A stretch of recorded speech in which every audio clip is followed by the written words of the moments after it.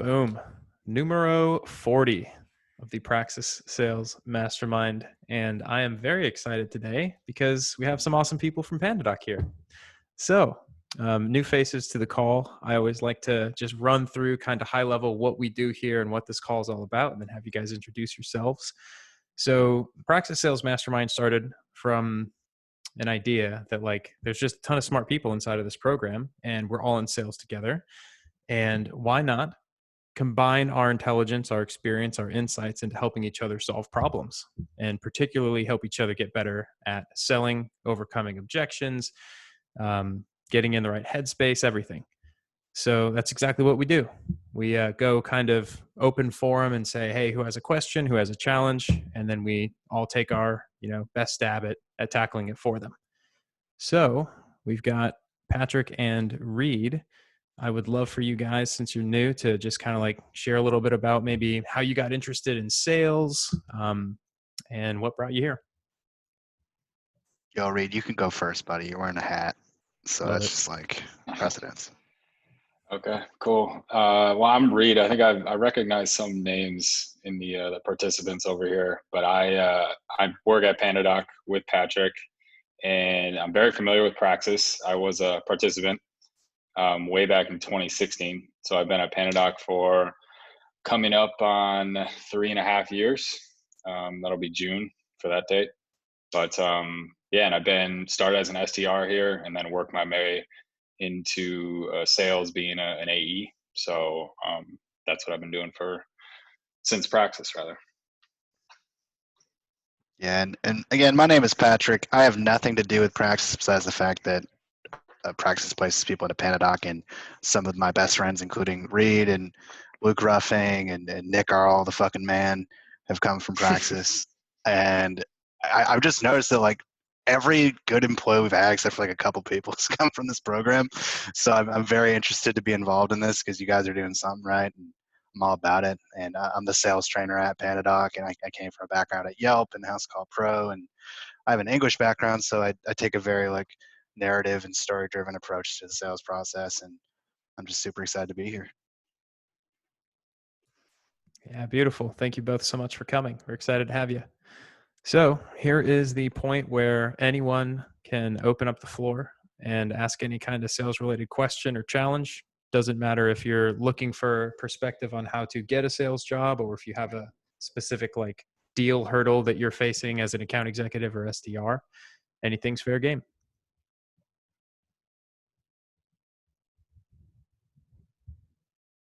Well, in that case, I'll go first.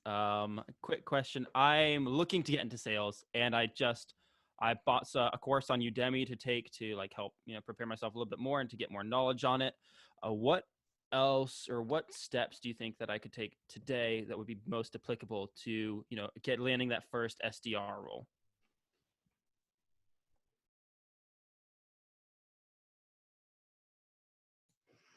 So I can take a stab at some thoughts, and then I'd love to hear what everyone else has to say. It depends on what kind of company that you're looking for. But one thing that always applies is, think of it when you're going through the application process, you're selling to the hiring manager. The hiring manager is your prospect, and the product is you. And so if you reach out directly to the hiring manager with a really beautiful personal pitch that shows you've done research on him as a human being, and you connect what he cares about to you, and your excitement and passion for how you can help the company and their mission, that's how you can stand out from the crowd. But that's just one thought. What do you guys all think?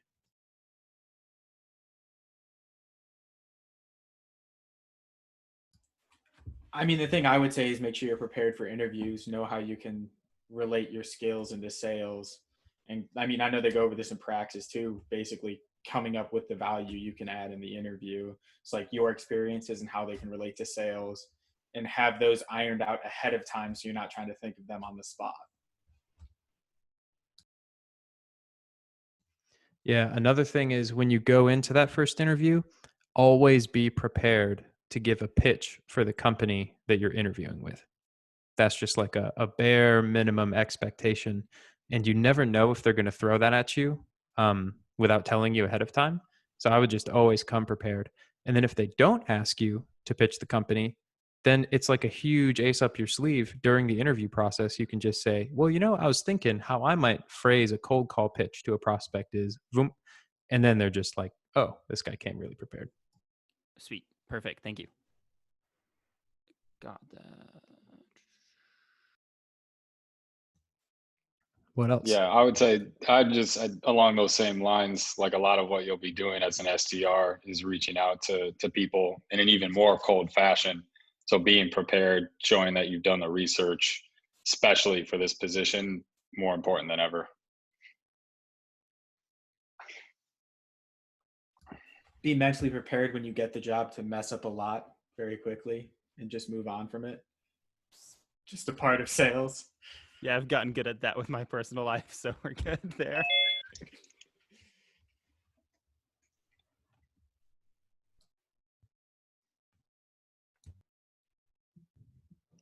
Anything else, guys? Yeah, Michael, I gather you're saying you feel like you're good? You're muted. Yeah, he's good. Yeah, I'm good. Thank you. That was perfect. I got it all written down, so. Dope. All right. Amanda, what's up? How you doing? Nope, you're muted.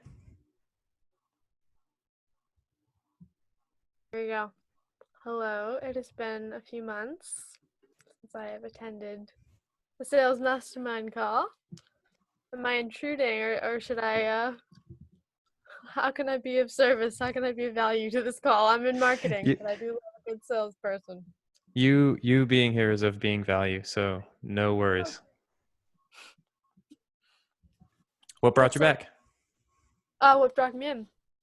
I finished up the marketing mastermind call, had a wonderful time, and I said, I feel like I could go for another call. So I'm here to learn. All right, awesome. Well, glad you're here. Yeah, what's been on the agenda today? Well, we're just talking with Michael Simonton about he's trying to get into his first SDR role. What are some good ways to prepare for that? Very good.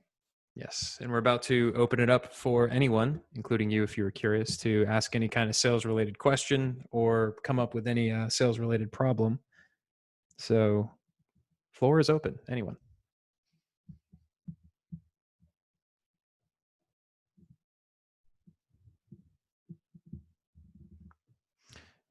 Justin, you've got some interesting stuff that's been going on at your role. I do. Any specific questions? Well, that's for you to come up with, man. That is. That's just me picking on you. That is you picking on me. What do you do, Justin? I'm a BDR at a company called Everyday Speech. We sell SEL or social emotional learning curriculum to schools and special education departments.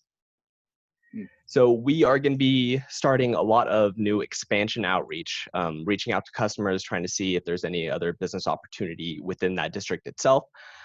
I wanted to get any pieces of advice on whether or not reaching out to customers a lot is a good thing, or how I can get in front of the decision maker as soon as possible with just email outreach itself, because we don't have their phone numbers. So can you maybe tell us a little bit more about who that ideal prospect is or the decision maker? Yeah, absolutely. So the decision maker is usually either a lead educator or a district administrator, someone who has, a lot of power and be able to make these saves.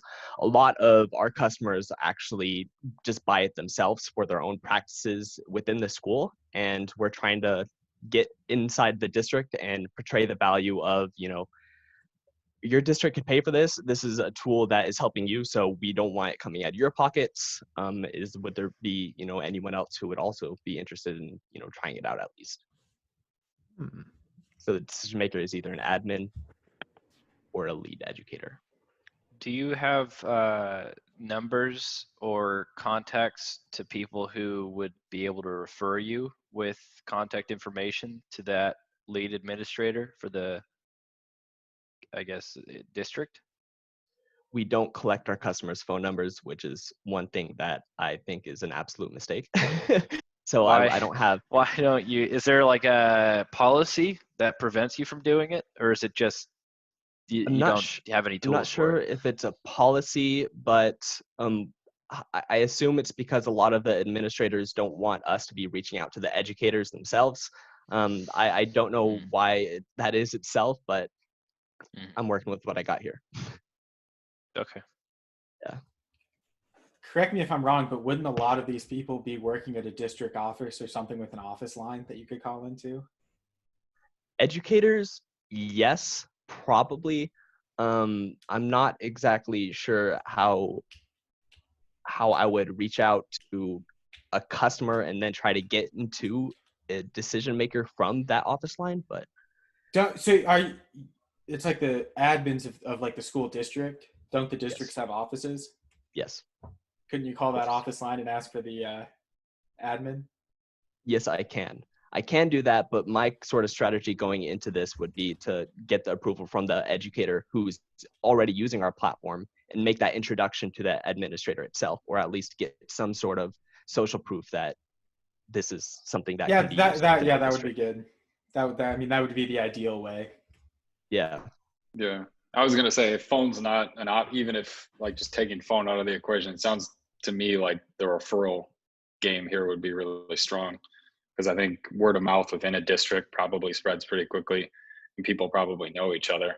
So if I get an email that says, hey, Reid, Patrick Downs recommended I get in touch, I'm going to open that up and probably respond right away, because yeah, exactly. I know Patrick, have a good relationship.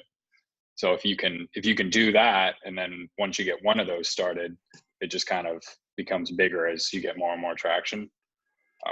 Have you tried that yet, or is this just you're kind of starting this project? Actually, our company itself has grown so big because of word of mouth, and that's essentially why they started a new sales team to expand outside of that word of mouth. We've been really successful just from that itself. So we're really just trying to see how we can expand within districts right now. Nice. Yeah. So Justin, do you get insight into who's using the product, like which teachers are already using it and have their like contact info? Yes, I have their emails and I have their names, Okay, yeah. but I don't have their phone number. Got it. Then I figure you can just target them. Yeah. It's kind of tough if you can't get them on the phone first to like build a relationship really strong enough to get a referral, but it's still definitely doable. So, I don't, it sounds like you got some weird things going on with in terms of collecting numbers. So if that's a thing blocking you, there's nothing you can do about it. But I'd say, if at all possible, try to get the more enthusiastic champion educators on the phone before you shoot for a referral. But you do what you got to do. Another thing to do it. Sorry, go ahead.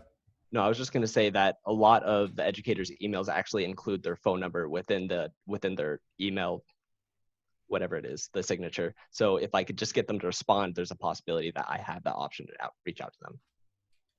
Something to put on the table is you guys could offer some sort of like discount for a month or something, or I don't know how your pricing works for referrals. And that would allow you guys to start getting more information in that direction without having to have a huge amount of rapport built up. I like that a lot. Thanks. Yeah. Justin, go ahead, Nick. Yeah, I was just going to add real quick, piggybacking on Logan's point. Just throughout my career, I've had way greater success. If someone replies to an email and I see that they have a phone number in the signature, often rather than replying back to that email, whether it's hot or cold or an objection or what, I just call them. And if you get into the habit of just calling them, you'll build those phone skills a whole lot quicker. And then your goal, you kind of know it from the outset of the call. It's just, whatever the purpose of the email exchange was. So if you're trying to get the referral, you just go into the call knowing that your your objective rather is to get the referral. Absolutely. Thanks for that. Like, I don't even know how that started, but I love that, man. I've been doing that for a while. Just fucking co-sign that real quick. Yeah. Ben, you were gonna add? Yeah, so I'm over here at which I'll introduce myself real quick. My name is Ben Cummings, and I know Nick. I didn't actually go through Praxis, but him and I met through some affiliates through Praxis, so there's some relationships there. But I am actually, so I work for a whiteboard company out here in Denver, And I'm actually cold calling to like superintendents, teachers, like all these educators, all that type of stuff. And I just started 2 months ago. So I'm still figuring out the process, and like they didn't have a system or anything. But a couple things that I've tried that have been successful is I know there was something around calling the school first. If you are trying to get those phone numbers, I would just talk to the secretary and ask like, hey, do you happen to have so-and-so's information? Like if you already know their name and everything, or asking like, hey, when will they be in again? Or can you put me through? So at least you're getting to like their voicemail. I found that secretaries, they're super friendly, usually very bubbly. So it's easy to get through to them. So that's definitely a positive there. But then out of curiosity, also, one thing that I've been trying is sending like free kits or free samples, something that like catches their attention, because it's like who doesn't want a free whiteboard?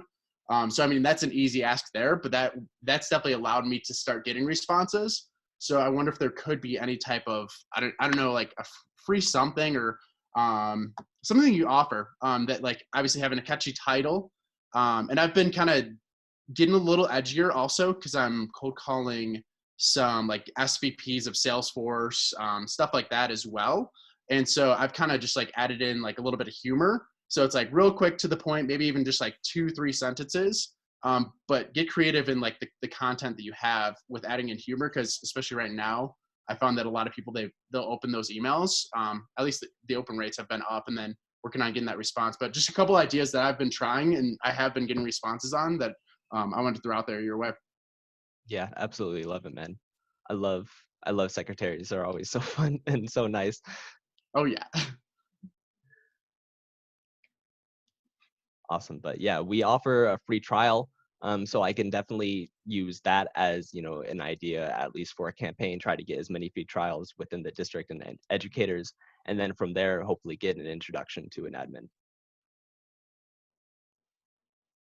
Yeah, and can you maybe take us through the like the line of conversation that happens when you discover that someone is already using your tool within a district, like just a lone teacher or whatever, and how you try to like leverage that into a referral? Yeah, absolutely. So usually when an educator is a user with us and they're paying for it themselves, my main proposition is, we want to get that off of your bank account and into the districts because, districts have a lot of money, schools have a lot of money. And, if there is a budget for that, we can, easily talk this through, get this set up within your district and maybe even expand if it seems to make sense. That's it. I think that's a pretty good pitch. And honestly, a thought I had was that teachers really do love the sympathy for how little they get paid. So if you play into that, it can encourage them to do things for you. 100%. That's so pretty much your platform then essentially saves them money so that they can increase their budget, or like, can you go a little bit deeper into that? Oh yeah, absolutely. So I don't know if you joined after, but it's an SEL curriculum, a social emotional learning curriculum that helps students with disabilities, ranging all types, develop these essential social and emotional skills. Because with social media these days, a lot of kids are on social media. A lot of kids are lacking in not only social skills but also their emotional stability. So we're really here trying to seal that deal, especially for younger kids. Mm-hmm. Love it. Okay, very cool. Definitely might be some crossover that you and I could chat on offline with just definitely. like how with what we're both doing. So I would love to maybe dig in that a little bit further. Yeah, could I get your email really quick? Totally. Nice. Go ahead and drop it in the chat. Cool. Yeah, Something I agree. going on. Nice. Yeah, I agree with Logan though that that's a very strong pitch. So it's basically like we want to remove the burden of you paying for this and have the district take care of it for you and potentially help out other kids in the same way that you're helping yours, right? So it's kind of like an empathy-led pitch, which I think is like pretty compelling emotionally. When you make the specific ask, I'm curious to hear what that language is. And when you're making the ask, is it usually over email as opposed to being over the phone? Yes, it is, because we haven't done a lot of expansion in the past. Like most of it is done through email. See you, Jayla. Sorry, go ahead. No, I was just going to say it is mostly done through email. Okay. No, that makes sense. I get that that's the restriction that you're working with now. Yeah. Yeah. One thing you're probably not doing this, but it's a easy mistake to overlook. Don't make that kind of big ask like on your first initial cold outreach. Yeah. Yeah. Because like the smaller the ask is on the initial outreach, the more likely you are to get a positive response. I've switched like entirely on my first cold email. It's just something like, would this be interesting? Like, are you open to learning more? Does this even make sense for you? As opposed to saying, do you want to hop on a 15-minute call kind of thing? Yeah, I was just about to ask about that. I wasn't sure if I should shoot straight for the ask and go straight for the referral, or try to get a response and try to get the conversation flowing first, but thanks.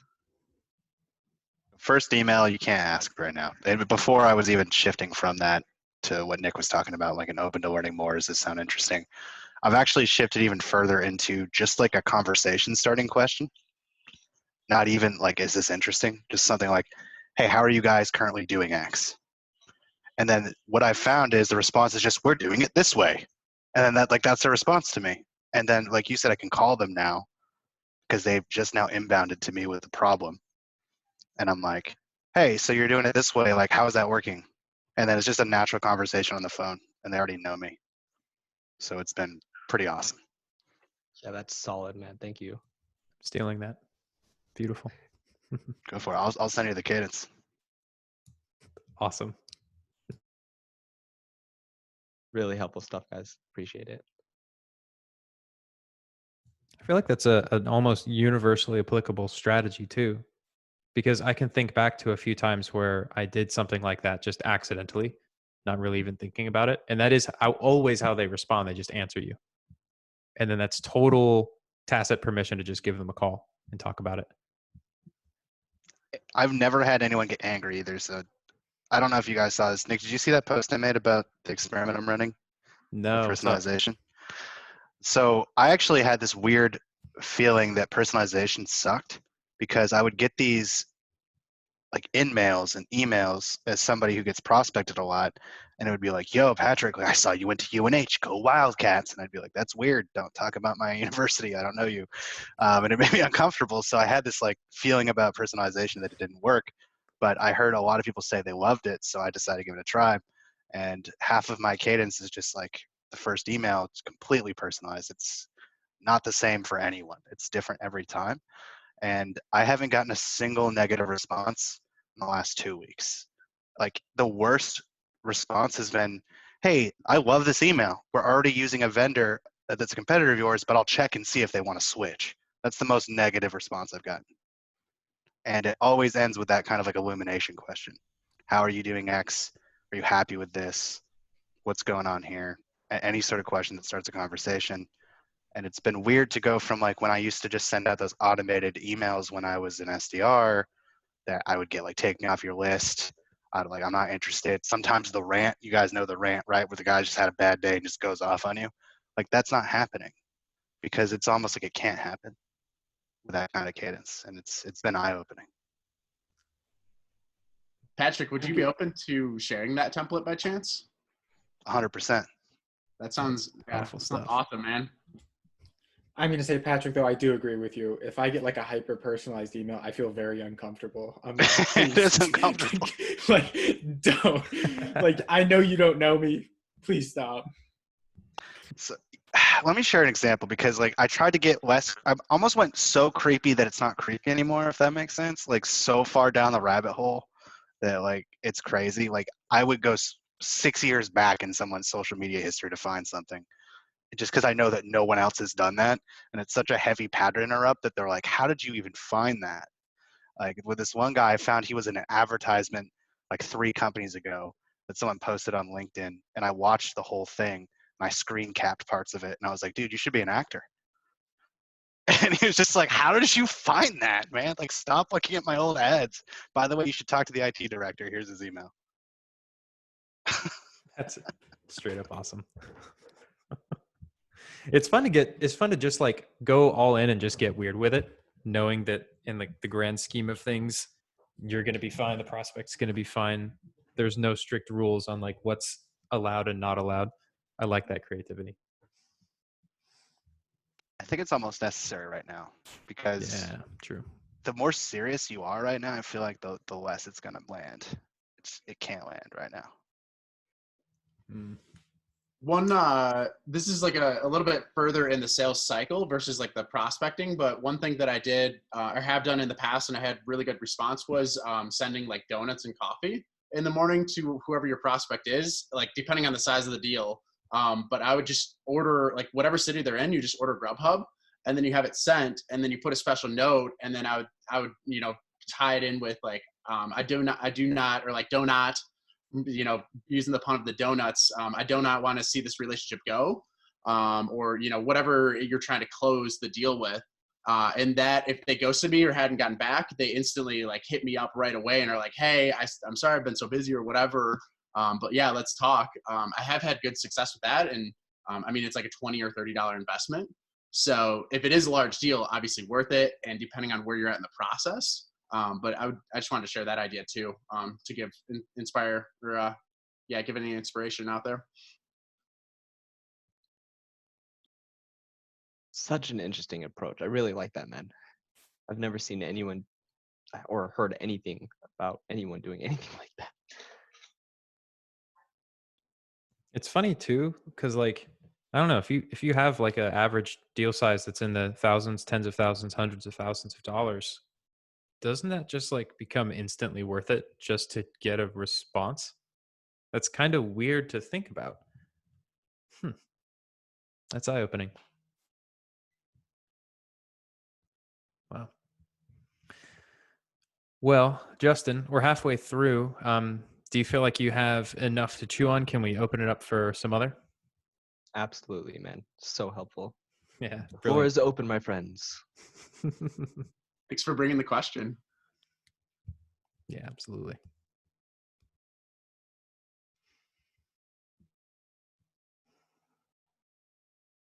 I got a question. Go for it. I assume most of you guys are like pure outbound, right? Toggle, I'm pure inbound. Pure inbound. Is anyone here pure outbound? Or like 90%? No? Is everybody inbound? Fuck. I used to be pure outbound. Okay. That's right. Logan. Yeah. So, like, Oh no, go for it.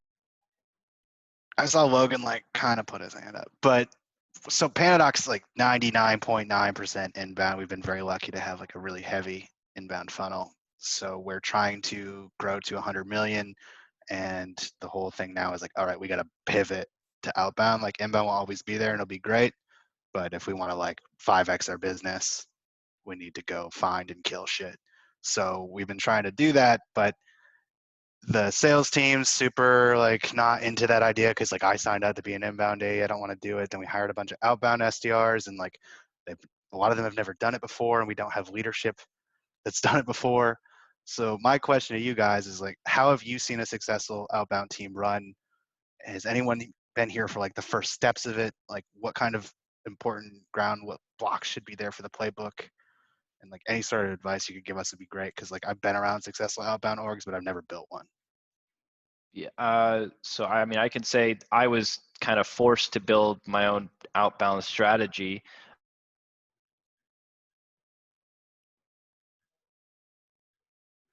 Did we lose him? What a man. poor time to freeze. Good timing. No way, dude. No way. That's the clip, Nick. That's the clip for LinkedIn. Boom. Am I back now?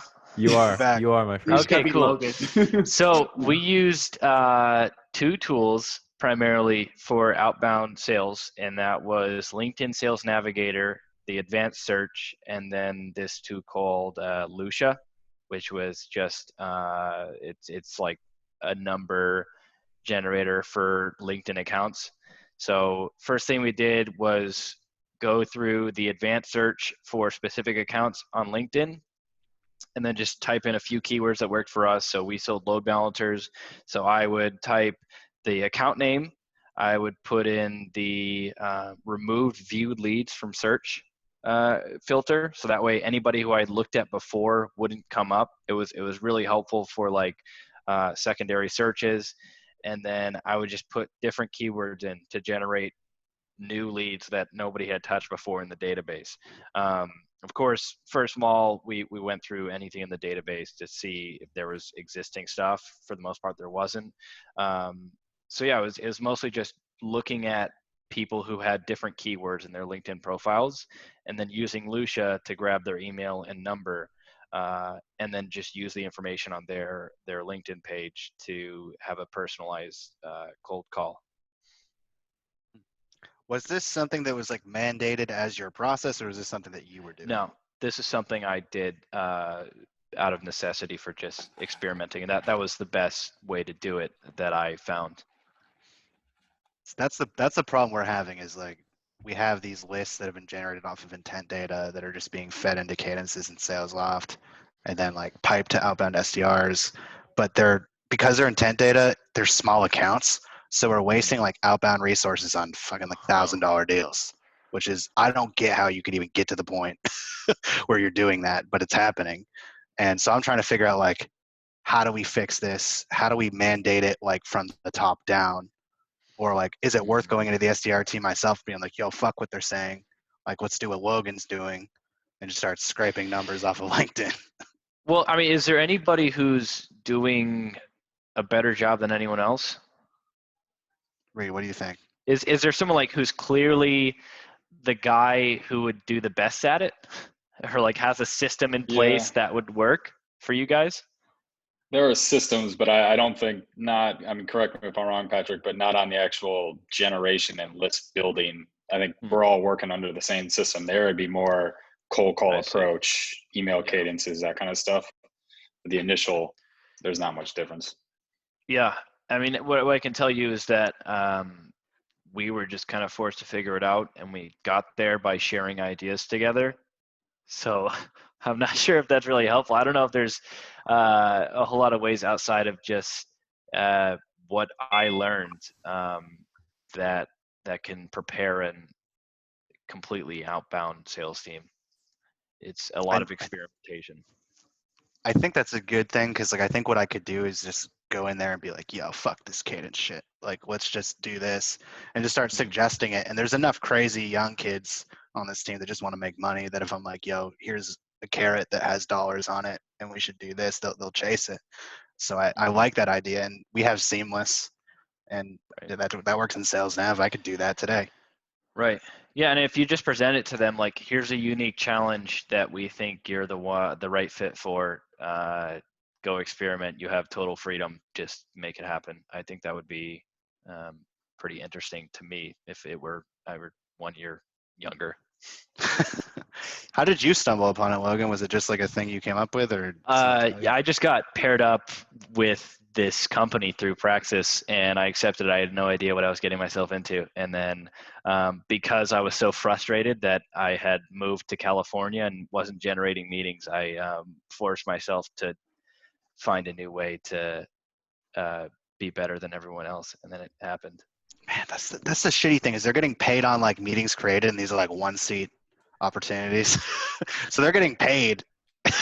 So I almost like, man, I just want to like drain their bank account or something and then put this idea in front of them. For me, honestly, developing that system came from freaking out that I wasn't going to make any money. And I just wasn't. I was more scared that like I just would be a failure. And so that's kind of how I got there. Was your approach widely adopted after everybody saw, your bank account growing? For the most part, it was. We had a board. So like originally when I first came to the company, the goal was just to set up first meetings. So we had this meeting board, and then once I started filling that board with my name, we had like a weekly team call where we shared ideas, and I showed them what I was doing to get there, and then everyone else shortly after started adopting that strategy, and it worked. Go, Patrick, we need a board, man. Oh my God. Yeah. It's going to be hard remote, but we've been talking about that for a while. We need some live updated board. Yeah. Yeah. On the side of, go ahead. I was just say on the side of someone that like it works for a company that has an outbound section for like all the new hires that work there, that works off $1,000 deals. For that to be successful, those people have to be making about 150 to 200 calls a day for it to remotely work and have any sort of turnaround. That wouldn't even be worth it. Like, yeah, it's called yeah. it's just a grinded out method. It's off like essentially old intent data that they're calling, and it's just a grind It's out just process. for training.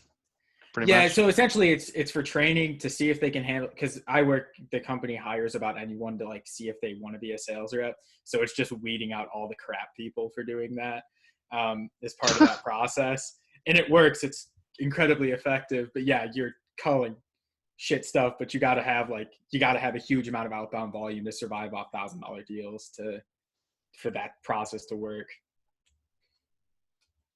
Huh. All right. One thing that popped to mind, one thing that popped to mind for me is Gong.io. I know one SDR there who I worked at with my previous company, and he's probably the best SDR that I've seen. He was booking meetings with what the hell's the company? I can't think of the IT company, but like Barnes and Noble and other big deals and stuff. Their SDR team is like 100% outbound. And they go like explicitly after strategic accounts, and they like double and triple down on personalization. And that seems to be like the trend of like what's working for them, as opposed to like high volume. They like have a really clearly defined ideal customer profile, and they just hammer that persona with infinite follow-ups. And it's like a culture of, I either get a yes or 3 no's, or you're just going to continue receiving calls and emails from me indefinitely. The endless sequence. The endless sequence. So I might be able to coax my friend to come and share some of his wisdom. He's doing very well over there. Could you connect me with this person? Absolutely. You're the best, Nick. Thank you. I feel satisfied on this topic. We can move on to someone else. Thank you for all the help, guys. Beautiful. Who is next? I got a question for you guys. Sweet. So for all you cold callers, how do you respond when you call someone right off the bat, first call, and all they say is, I'm not interested? They don't even listen to what you have to offer. And even if you ask them questions after that, they just keep saying, I'm not interested. How do you handle that? Dude, I still have nightmares about that. That's a hard one. I mean, who are you calling into? Restaurant owners. That's how I started. Yeah, I worked at Yelp when I was 22 years old, and that was my first like 3 months. Was just, I'm not interested. You have to pattern interrupt with those people. You're never going to convince someone that just said that they are interested, right? So like, I would say something like, "Oh, there's a giraffe on the roof," and they'd be like, "What?" I was like, "Oh yeah, I thought we were just saying things that didn't matter. I'm Patrick, by the way. Nice to meet you." Or something like that. Just something crazy. Like, and Reid, you can attest to the crazy shit I say on the phone, but you have to be weird with people like that, because they're not going to respond to, "Why are you not interested?" That's going to make them angry, and they'll either hang up or yell at you. So never say why. If you listen to Chris Voss at all, he talks about how the word "what" can be really powerful. So even like, if you want to be more standard, you can say, "What makes you say that?" That could even maybe lead to a better conversation. The word "what" in general is really powerful. Or a mirror could be helpful. You're not interested? And then that will provoke them to say something more. And then you could be like, "Oh, it sounds like you get tons of sales calls every day and you're just sick and tired of it. Period." And I'll go, "Yeah, man, I'm fucking pissed." And they're probably selling you stuff that you don't need. Exactly. All right. I get that. I get sales calls all the time too. It's like, "Is there anything that you would buy on the phone, or is it just like a waste of time?" So going negative helps, because most people are going to try and appeal to someone. But when you do the negative aspect and go against it, you can swing someone back at least neutral. And your goal here isn't to set an appointment. It's to like build at least some sort of connection with them, so they don't hate you, or they look at you as someone that's like a human being. And then they might even eventually go like, "What are you calling about?" after you get like engaged in a kind of conversation. It's like, oh, I sell this thing, but I know you wouldn't be interested. At that point, they're like, I don't know. I've had that work, and it's weird. Like it goes from like an outbound to an inbound, just because you've related to this person and they're now thinking more clearly, and it just becomes a different kind of conversation. Yeah, that's good. Kind of catch them off guard, make them think a little bit. And one other thing I have done in the past, and it has worked, and it's going off of a bit of what Patrick was talking about earlier about the personalization. But have some like a few personalized questions or like something. If you did a little bit of research about them, just you could probably get in some type of flow of asking them something that they're interested in to then shift the conversation or like the pattern interrupt, catch them off guard a little bit. Yeah, I think another thing that helps that Patrick I think he took this off a guy named Josh Braun on LinkedIn. You guys should all follow him. He's definitely a good resource. But if you do come with some kind of pitch, he calls it being crispy, which is just being as specific as possible. So whatever pitch you do give them, like usually when I'm talking to people in your position, they have XYZ problem, and making those problems as specific as possible to where the person on the other end is going to be like, how'd you know about that? Whoa, you're actually right. And you don't sound like every other call that gives some generic 5,000 foot pitch about, another product they don't need. Yeah, that's good. I like that one. The struggle crispy. they might have catch their attention. Yeah, I'm not interested tends to come up only if like the first 5 seconds of you communicating to them didn't like immediately pique their interest. So that can come from a whole slew of different things. That can come from you're saying the right words, but your tone is flat. That can come from nothing about your pitch is like tailored to something that they care about. And one thought that popped to mind as well is when I was an SDR, the way that I would always handle that is to just be baffled that they just said that they're not interested. And I would always respond to, yeah, thanks for your call, but I'm really not interested. I'd be like, well, I'm just curious then, like, what do you actually run for storage? Like, what do you have in your data center? I would be baffled, and then I would just ask them a qualifying question anyway. And at least like 40-50% of the time they would answer. And then I would start like relaying more like, oh, okay, so you're an EMC shop, like presumably a VNX 5300 or maybe an older Clarion array. So then I would start like leveraging things that I actually knew about the industry, kind of like Reid, you have very specific questions. Well, if you know based on their answers, like very specific pain points they might have, then you can like follow up those qualifying questions with stuff like that. So it sounds like there's a lot of ways to get to that same point in the conversation, which is cool. Yo, Nick, your tone is sick, by the way, bro. That was sick. I would buy some from you, motherfucker. God damn. Yeah, thank you. Appreciate it. Smooth as hell. Do you do radio? You should. I have this for a reason. It's to be a communicator. You should do radio, boss. One man, one microphone, and one desire. Holy shit. Yeah, that's another weird knack I have, so I can do voices and stuff. So David, just do voices if someone says not interested. Yeah, that's a really good idea. It's like, why are you not interested? I can't even fathom that. What the fuck? Were you not paying any attention? I'm from Ireland. No, but seriously, I talk Pattern British disrupt. accent all day. Does that actually work? Because I could totally do that. I used to do it at Starbucks when I worked there. A really good accent. And I'd be like, hey, and everyone fucking loved it. But I don't know if it would be a legit strategy. That's a really good accent. Damn. Yo, Reid, jump in with your Zealand, bro. New Zealand. Not a dictatorship, Patrick. We run things differently over here. We have to run it by our sales team before we buy it. So good. All right, but whatever you do not go with the Indian because we all know that no one appreciates that call.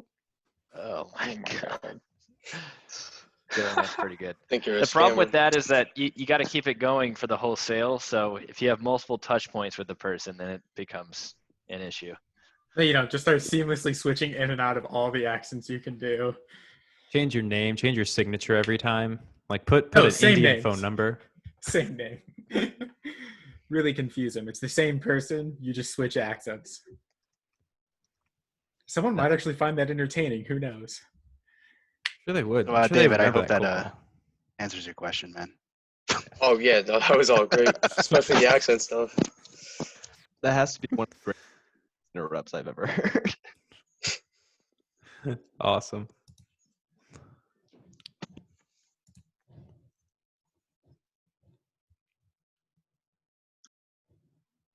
All right, we got time for at least one more.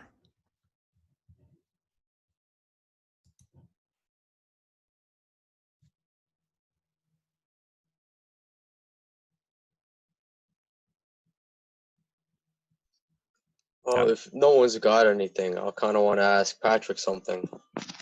So, you said you sold to restaurants for Yelp. How would you go about cold emailing them to get their attention? That one's hard.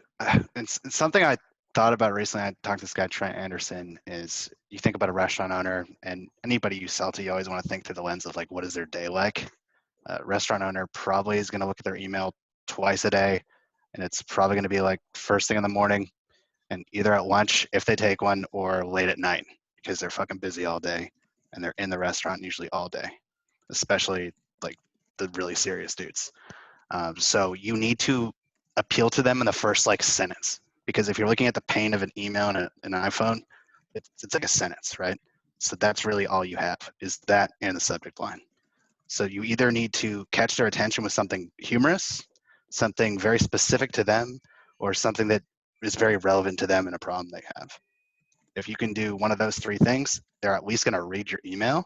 And then from there, you just need to figure out what your intent is. Is it, do I want to go hard for a meeting? Do I want to start a dialogue? Probably not with a restaurant owner, because with them, you just really need to get to the point. That's the kind of person I would go straight to and ask for. I'd be like, look, John, I know you don't have a lot of time. Give me 5 minutes on the phone. If you don't think it's going to be worth it, just hang up on me, man. But that's all I'm asking for. Here's why. Bam. You got to be right to the point with those people. Yeah, so you'd ask for a call right off the first email? With a restaurant owner, yes. Because like I can't just be like going back and forth. That guy's too busy. Yeah, definitely. I've noticed that they don't have a lot of time at all. Usually like very early in the morning, if you're calling especially, like I would catch them at like 6 a.m. and that would usually be the best time to talk. You'd wake up at 6 a.m. to cold call? I woke up at 4:30 to cold call. Come on. Because you sell to like, I used to sell to Hawaii, so I would stay late, and then sometimes I would just get up early for no reason because I would like call on contractors and stuff, and those guys are up before anybody, which is insane. One other thing I've been playing around a little bit with as well is I like to call it the reverse sale, because obviously we're trying to get them to open that email when you're just doing the email stuff. And like think about it, if you get an order confirmation email in your inbox, you're most likely going to check it. So it's a fine line, and it takes a fine line. But if you can play the humor right to, hey, just kidding, but once you're done talking with me, this will probably be an order confirmed, or like something like that. If you can play around with it that way. I have found a lot of open rates that have been, it's worked well, but you have to play it the right way. So it just depends on like what service or what you're trying to do and all that type of stuff, but just throwing that idea out there too. Yeah, could you expand on that a little bit more? Yeah, so pretty much I was working on, so this one I use for sending like the free whiteboard kits to, as like a, hey, order confirmation, just kidding, this kit's actually free. And so by basically going through and then you cater it to, okay, so this is SVP of sales. I'm going to play on his humor. They like a little edgier stuff. Okay, cool. So now I'm going to basically think about what am I trying to get to, and then reverse engineer the email to that. And so then it really, I'd be happy to like share a template with you. It'd probably be easier to see like a visual on it rather than explaining it. But pretty much you start with like in the subject line, order confirmation. And then in the email, you just start off by, hey, just kidding, actually, X, Y, and Z is what I'm trying to do, or like that type of thing. So I don't know, just an idea. It's been working over here though. Yeah, no, I like that. I'm going to give that a shot tomorrow. Yeah, that's interesting. I feel like it is very important context using something like that when you're giving them something for free. I feel like that is something that definitely brings it all home and makes it not even really a gray area. But if I wasn't giving them something for free and I just tricked them into opening an email by making them think they bought something, I'd be like, eh. But that is very strong the way you're doing it. I like that. Yeah. Clever stuff.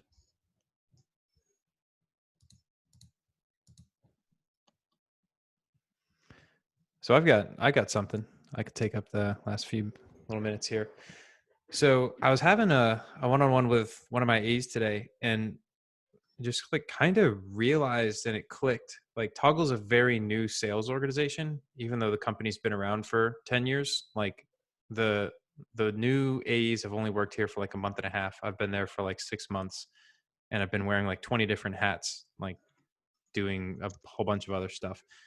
We don't really have an ideal customer profile that's set up and like clearly defined. I know who are like, I have Clearbit, which is a software that's kind of like ZoomInfo Discover Org, and I can view exactly what industries are like our top customers or we have the most density inside of. And I've talked to a whole bunch of different customers, and I have this like vague understanding of like all of their industry specific pain points. But then one thing that is a challenge in defining the ICP is like we sell to every industry. And I've talked to customers in a huge, wide variety of industries. So I'm having difficulty in really thinking about like, I think the top 3 industries to clarify on might be something like creative agencies and IT, and then specifically like project management offices. Like those might be like the top 3. But yeah, I guess like how do you guys think about defining an ideal customer profile so that your reps or your colleagues or whoever can like really hit the ground running when they're like first hired onto the team? They have an understanding of who they're selling to. For me, it's all based on spend for load balancing. So we have insights into who spends the most on F5, which is our top competitor. So then we just select those accounts because they clearly have the most money available for our product. So I guess I want to ask you: is there any way that is there any trend you've seen for a certain allocation of money that would be dedicated for Toggle that pops up in plenty of your larger customers? Is there any sort of trend that would you see with your largest customers for maybe marketing budget? I don't know where Toggle would really fall, or which category it would fall into. I think the largest ones, I don't know. It's almost embarrassing to say, maybe but it's I something feel you like just go back and look. Yeah, I feel look like I into don't. the accounts there. Yeah, I feel like I don't have enough experience talking to even our current. Like I've talked to a few of our largest customers, but they're all in completely different industries with completely different use cases. So I have difficulty saying like, yes, it goes into the process innovation budget, or whatever. So that's I get the principle though. Like if they're already spending on a similar tool, but our industry is very different. I feel like companies like the kind of company that's most likely interested in time tracking software is a company that doesn't track time today. Or if they do track time, they have like an internal tool that they built themselves that's really shitty that they're looking to replace and improve upon. And again, there's like completely different use cases for virtually every single industry. So Nick, I actually have a deck of like how we determined our ICP, like step by step. Do you want me to go through it real quick? Yes, that'd be amazing. All right, let's do it. And while we're doing this, I found this tool called Growth Flare. Have you heard of it? No, I've not. It's like a freemium product where you can type in any customer that you have, and it uses psychographics to pull up like anyone that's similar. And it also has like a technographic part. So like if they use similar CRMs or tools, it'll match them to that. But it's mostly looking for the ways they talk about themselves through marketing, podcasts, any sort of content they put out publicly. And then it matches them and shows you the percentage chance of you closing that business. It's a freemium product. It's fucking sick. So that's really helpful for psychographics. But the way we broke it down was we have ICP up here, and then we look at it as the company data and then the persona of the buyer. So the company data was the industry and vertical, the size of the company, and the geography. And then the buyer persona was a bunch of things, including what I talked about, psychographics and technographics, which is the tools they use and what they talk about. Yeah. On top of that, Just to- profiles, purchase drivers, all that stuff. To pause there, we have the company data, and that's very clear to me. It's the buyer persona that I'm really interested in diving more into. I like all of these little bullet points here, though. That's helpful. Sure. Let me make this bigger. Nice. So we're also looking at what they're specifically using it for, what informs their decision to purchase, what they actually expect. This is a big one. So we found this in our inbound where we're getting all these inbound leads, but they're not in our ICP because they're expecting something else. People coming inbound are oftentimes farther down in the buyer's journey than people you're going to find outbound. So they've already kind of determined what the project looks like. So that's a good way to X people out. It's like people that are real estate agents typically need features that PandaDoc does not have. So we found that they are not in our ICP. So that's actually an easier way to determine it than to find who is in it, is to find out who is not in it. It's like, fuck real estate agents, right? And we eventually threw out enough people that it was like, all right, SaaS operations directors, 11 to 200 that are probably in the Bay Area are our ICP. And then when you get past that, you also have to look at like what you do. So for us, it's like we streamline sales documents. You need to find that because your message has to be clear and it has to resonate with all of these things on the right-hand side in the buyer persona. Yeah, that makes sense. I'm going to look back on the recording after the fact and try to piece these out for different industries. I'll send you this slide. Nice. Thank you. Of course. Do you mind shooting it over to me too? I feel like I'm in the kind of the same boat, just trying to figure out like who the best people are to reach out to and like what our ideal customer kind of looks like. Because like Nick was saying, it kind of depends. You know, a lot of people use like our platform for a lot of different things. So I'm just trying to find like the best avenues to go down, you know? Yeah, I'll drop in the chat. Nice. Awesome. Thanks. So we are coming up on the end of the recorded portion of the call. We do always hang out as long as people please after the fact. I will stop record. Thank you all so much. This was a super dope call, full house. Freaking loved it, man. Thank you all so much. This is amazing. Thanks for having us, Nick. Absolutely. Yeah, thanks, Nick. Yeah, thank you, Nick. Appreciate it.